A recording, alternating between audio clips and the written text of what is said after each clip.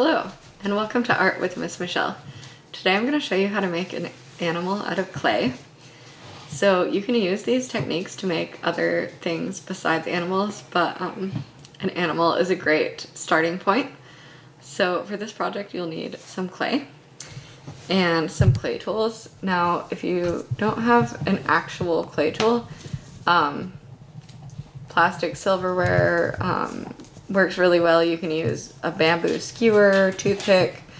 I have a toothbrush for putting water onto my clay when I attach my pieces together. You might want a jar of water and an art mat. I doubt you'll have them around, but my pottery teacher always used dental tools as clay tools. So if you happen to have some, maybe your parent is a dentist, those work really well. A lot of kitchen tools work really well. So just be creative with your tools if you don't have any. Popsicle sticks are really good for cutting and smoothing clay. So see what you have and we can start making our animal. Okay, so I am going to make a pig. And it's always good to have a picture of what you're gonna make, or at least look at a picture so you can get an idea of how the body is shaped and stuff. So some things to watch out for when using clay. One of them is that you never wanna make your project too thick. So if I had something like as thick as this whole ball, the middle would not dry. And what the problem with that is when you put it in the kiln gets really, really hot. So depending on what kind of clay you're using, it's gonna be in the ballpark of 2000 degrees, maybe 1800, maybe even more than 2000 degrees. So if you have any air trapped inside, it is going to want to expand when it heats up. And if it's surrounded by clay, it's gonna have nowhere to expand to, so it's gonna push the clay apart, and I wouldn't say it's as much of an explosion as like a pop, but it will break the project. So this is probably about as thick as I wanna make my body. If you wanna make something bigger or thicker than this, what you can do is just make a hole. So you could just take a pencil and poke it in, so that way some air can get in the middle of your project. Now, what you don't want to do is cover that hole. So you have to make sure the hole stays, and maybe if you don't want to see it, you can hide it creatively. When making larger animals, I've used the nose. Like I made a really big elephant one time, and I used the whole trunk and made it hollow and made the body hollow and used that to, it wasn't really hidden, but it worked as like part of the piece. Or like an apple, I've put a leaf over it so you don't really see the hole. So there's different things you can do to make your piece get some air circulation in the middle so it can dry and not have it explode. So as you can see, I'm just using my finger to smooth out any cracks out of the clay. Some people like to use water for this, but I prefer to just keep my clay not too wet. I find that if you put too much water, if you keep putting more and more water on it, it can actually make it crack more as it gets wet and dries out. So if you want to use water to smooth it out, I would suggest doing it at the end and just doing it one time and using a little bit of water to smooth out the whole thing. But as you can see, I'm having pretty good luck just using my fingers. And this is going to be my pig's body. So pigs are pretty round and cylindrical. Some animals might have a thicker chest and a thinner backside. Pigs are pretty plump and round usually, so this is gonna look pretty similar on either side. And I have this almost smoothed out to how I want it. So you can use your hands to roll and pinch and shape your clay. My clay is kind of on the drier side, so for me it might be a little bit harder to pinch, but luckily I have this nice piece shaped how I want it. So I'm gonna move on, and the next thing I'm gonna do is the legs. So what I can do is roll this out kind of like a snake, and what I found is if I use my hand and roll it on the table and kind of spread my fingers out, and also use my hands to roll it out, I can get it to roll out pretty evenly.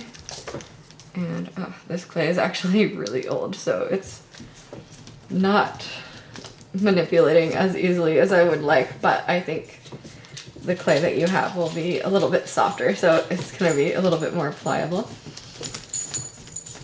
And if this starts to get too long, I can just cut it, because this is gonna be probably a little bit too thick for the body that I have. So I want to roll it out a little bit more. And that's starting to look like a good thickness for me. And what happens sometimes when I roll this is I get this little weird end, so I can just cut the very end off so it's more flat. And I am going to cut this in half so I can make 2 legs. And then I'll just use this other piece to measure so they're all the same length. And I am going to use a little bit of water on these. And I'm just going to make some little indents with my tool for the toenails. You can also just use a pencil if you want to make some kind of like animal paw. Actually, I might want to bend this a little bit for the foot. So if you were making a dog or something, you could also make a little paw, like a round paw to attach on the bottom. So I'm just gonna make my other one kind of match before I attach them. And pigs actually have hooves, but that's okay. This is gonna be pretty cute, so I'm just gonna leave it like this. And before I put these on, I wanna get all 4 of my feet ready.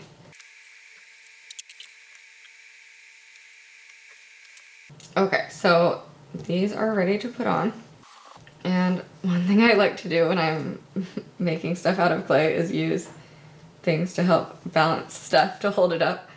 So, I'm gonna see where I want them to go. And when I attach these, when the clay is wet, if I just stick them together, they will stick. But the problem is, when my clay dries, they're just gonna fall off. So what I need to do to make sure they stay is I need to scratch and attach them, which is also called scoring. So what I like to do is get one side wet, and then I can set it where I'm gonna attach it. And what that's gonna do is it's gonna show me where this gets wet, where I need to scratch. So then my scratches will be totally covered by my other piece. And I actually really like to use a fork for this step. And I wanna scratch both sides. And I wanna make my scratches go in 2 different directions. So kind of like a checkerboard. And I need them to be deep enough that I get these little bits of clay coming out, because that's gonna kind of make a little glue to hold them together. So think about the scratching as like Velcro and the little bits of clay as like the glue. And that's gonna give me a nice strong connection. So I'm just gonna stick those on, and then before I smooth them out, I need to do the other side too. And of course, if I wanted to get a little bit more detailed, I could make like more thighs and different muscles, but I'm gonna do kind of a simple pig this time to start out with.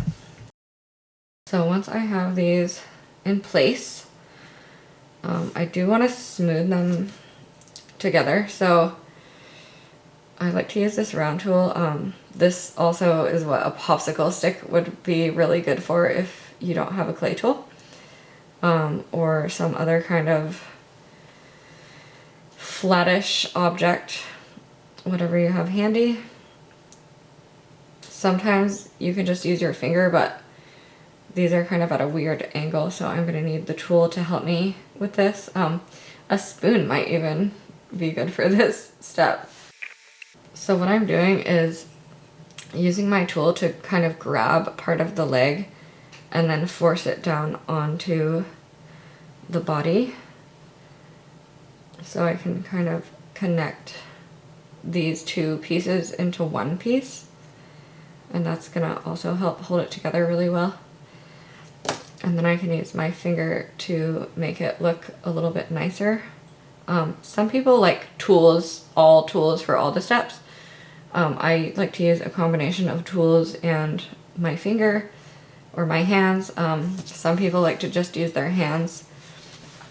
When I was learning how to use the wheel, I actually took a class and had two different teachers. The first teacher was all about tools, and the second teacher was all about just using your hands. So it was nice to see both of their different styles and then kind of create my own style based on what I learned. So there's not really a right or wrong way, as long as it's connected really well and won't fall off. It doesn't really matter how you get there. But you definitely need to do the scratch and attach and use some water and get those little bits of clay to help you hold it on, or they will seem like they're attached, but they will fall off when they dry. So that's the kind of trickiest part about putting your pieces together.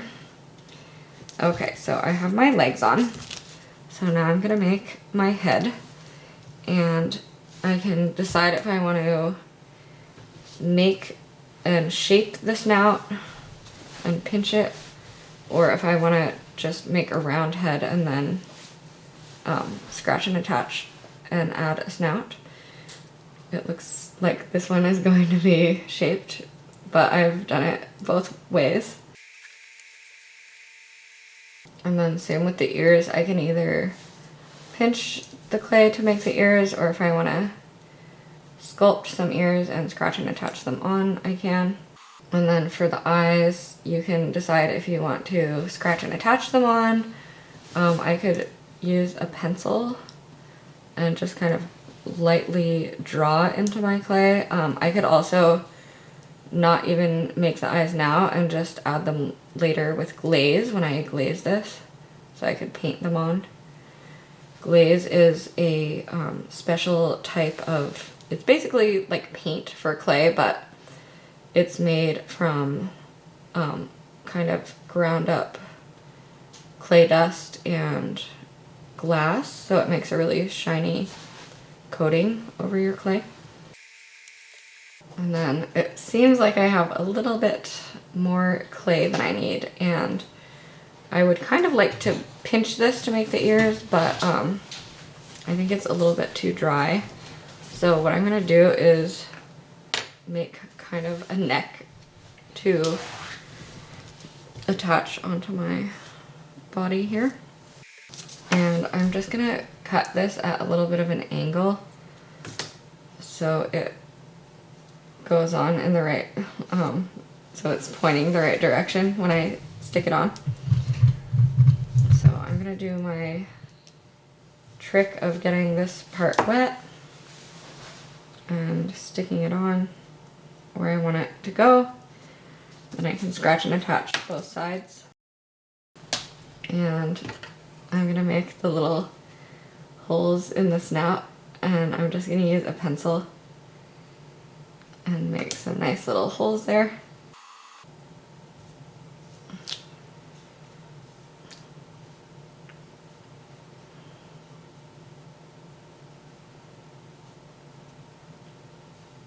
Okay, so for the ears, another thing you might want to use is a rolling pin, which I do not have, but if you want to make your clay flat, you can always just pinch it a little bit with your fingers.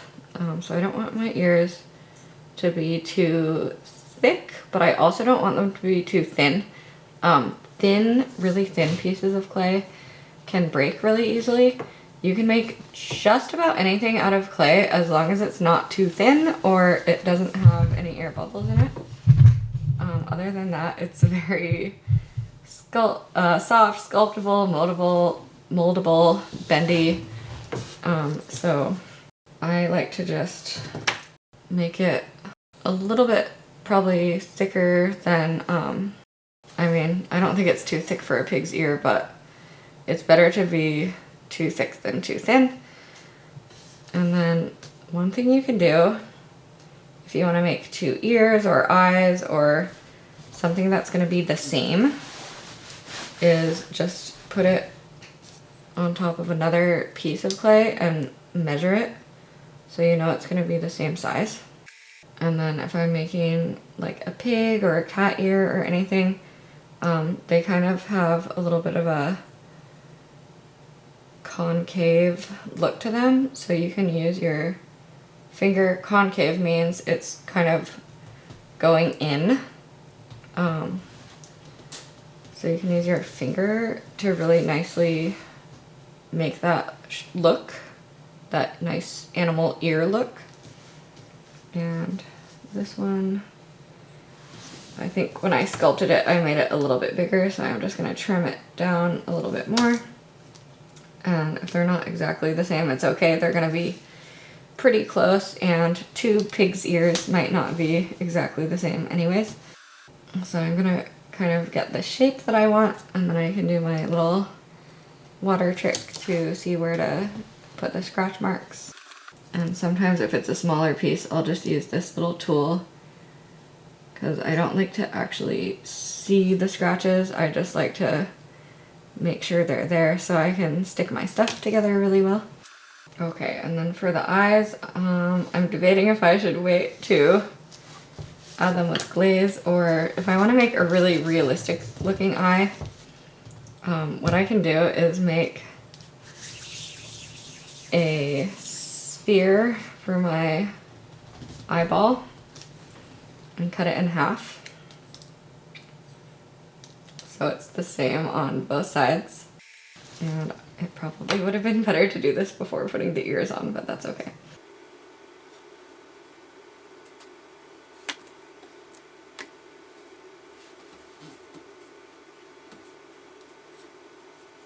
And then what I can do is take a really thin piece, so I can roll it out and flatten it, and I can make the eyelids. So I'm going to have a top and bottom eyelid.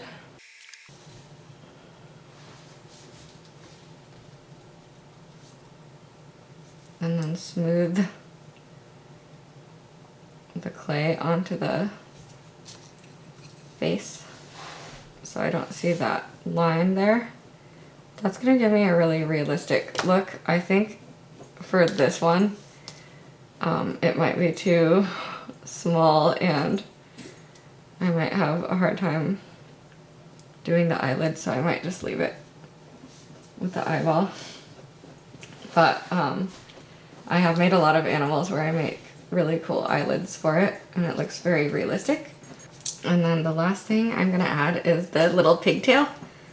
So pigs have kind of thin curly tails. So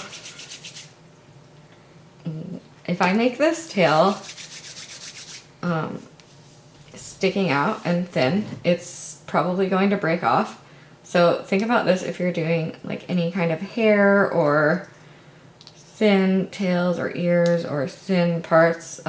If you have a tree with sticks that are this thin and they're sticking out, they're most likely not going to survive. They'll probably snap off.